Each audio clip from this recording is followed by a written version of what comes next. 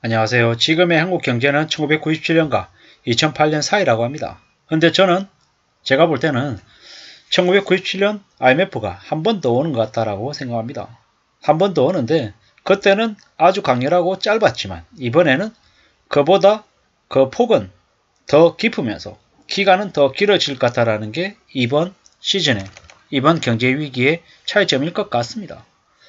이번에 현금을 가지고 있는 상당수의 대기업들은 더 큰 기업으로 성장할 것이고 애매한 곳들은 상당수가 많이 무너질 것 같습니다.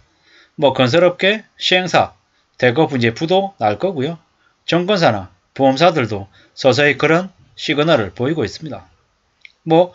이번에 흑자 기업들도 무너질 수도 있고 적자 기업도 무너질 수 있고 뒤범벅이 돼가지고 아마 쓰나미처럼 썰려 나올 것 같습니다. 보통의 사람들은 가지고 있는 직장 더 잘 잃지 않도록 정신 바짝 붙들어 매고 살아야 될 것 같습니다. 우리가 잘 알고 있다시피 항상 긍정적이고 낙천적인 생각을 하는 것보다는 좀 더 부정적이고 좀 더 비판적인 생각들을 하는 게 더 좋을 것 같습니다. 절대로 그냥 좋은 생각만 갖는다고 세상을 잘 살 수 있는 게 아니라는 거죠. 의심하고 확인하고 직접 내 눈으로 보고 또 확인하는 게 훨씬 더 안전할 것 같습니다. 돌다리도 두드려 보단 얘기를 이번에는 정말 실행해야 될 것 같습니다. 정말 사는 게 힘듭니다. 세상이 격변하고 있는 중입니다. 세상이 재미가 없다 그러고 생동감이 없다고 합니다.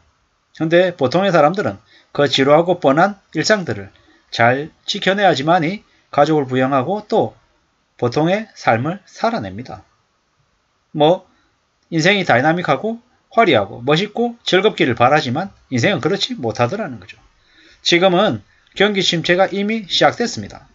많은 사람들이 물가가 가파르게 올라서 힘들어하고 있습니다. 근데 사람들이 물가가 올라서 힘들어하면 힘들어할수록 앞으로 더 아이러니하게 저축을 더 많이 하려고 할 겁니다. 왜? 이번에 너무 많은 이들이 영끌하고 비투해서 빚을 많이 졌습니다.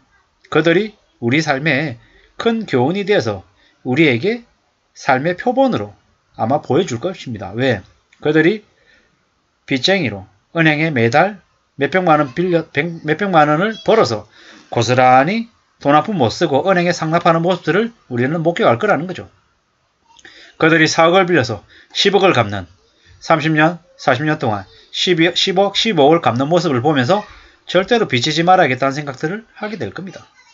그리고 정리해고 당하고 회사에서 잘려가는 모습들을 보면서 무슨 일이 있어도 회사에서 절대로 나오지 않아야겠다. 이런 생각들도 하게 될 겁니다. 왜? 그게 현실이기 때문입니다. 사람들이 영화도 안 보고 여행도 안 가고 소비를 극도로 줄이면 어떻게 되겠습니까? 물건값이 싸질 겁니다. 지금은 물가가 높아져 있지만 사람들이 안 사면 가격은 내려갈 수밖에 없다라는 거죠. 물건값도 그러하고 주식도 부동산도 마찬가지일 거라는 겁니다. 나중에 정말로 자기 돈으로 자기가 저축하고 자기가 모은 돈으로 정말 싼 값에 원하는 자산을 취득하면 그 사람이 승자가 될 거다라는 겁니다. 지금은 물건을 안 만들고 가만히 있는 게 차라리 이익이라고 하죠. 아파트든 물건이든 사람들이 외면하니까 가격이 계속 떨어지고 있습니다. 어느 시점이 되면 저 가격은 너무 싼데? 라고 생각이 들 정도로 아마 떨이로 가격이 내려오겠죠. 그러다가 나중에 또 사람들이 몰리면 가격은 또 다시 올라가겠죠. 현금을 가진 사람들은 언제든지 버팁니다. 경제가 좋아도 나빠도 마찬가지죠. 근데 자기 영역을 못 지키고 무리하게 빚을 져서 크게 뭔가를 해보려고 마음먹는 사람들은 어떻게 됩니까? 뒤집어지는 거죠. 뒤집어지는 겁니다. 사고 팔고 큰 차익을 벌어서 부자가 될 거라고 생각했던 사람들은 대부분 다 어려움을 겪습니다. 그보다는 정말로 싼 가격에 자기 돈으로 사서 알짜만 지고 있는 사람이 훨씬 더 영리하고 편안하게 산다라는 거죠. 주식이나 부동산을 싸게 사서 평생을 보유하겠다는 마음으로 지내는 사람들이 위너가 될 가능성이 매우 큽니다. 무조건 싸게 사야 됩니다. 비싸게 사면 답이 없습니다. 지금은 1997년 IMF 때보다도 더 힘들고 더 어려운 시기인데 문제는 빚을 진 사람들이 너무 많다는 겁니다. 그 빚을 진 사람들이 대거 몰락하고 무너지면 우리 사회가 많이 삭막하게 바뀔 겁니다. 지금은 실물 경제가 대거 붕괴가 되고 있는 중이죠. 이제 지나면 한국도 선진국처럼 유럽처럼 고물가 저성장의 나라가 되겠죠. 헌옷 주워서 입고 외식 안 하고 걸어다니고 도시락 싸다니고 그러면서 살겠죠. 그동안의 한국은 과잉 소비가 많았습니다.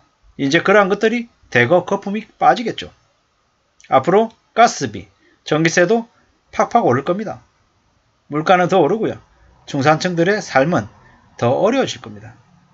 뭐 이러다 보면 어떻게 되겠습니까? 허리띠 더 쫄라면 사람들이 많아지고 사람들이 소비를 극단적으로 줄이면 경제가 더욱더 침체가 되는 거죠. 당연하다는 얘기죠. 그리고 이러한 것들이 금세 나아지지 않고 앞으로 4, 5년간 지속될 거기 때문에 사람들은 이 힘들고 어려운 난국을 더 피부로 극도로 심하게 느낄 거다라는 거죠. 이러한 게 앞으로 벌어질 일이고 어떻게 살지 잘 고민하고 공리를 해야 된다는 겁니다. 잘 따져봐야죠.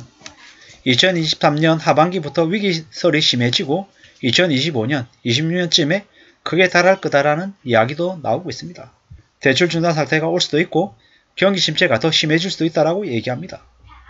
신용대출 금리가 벌써 10%에 가까워진다라고 얘기하고 있고요.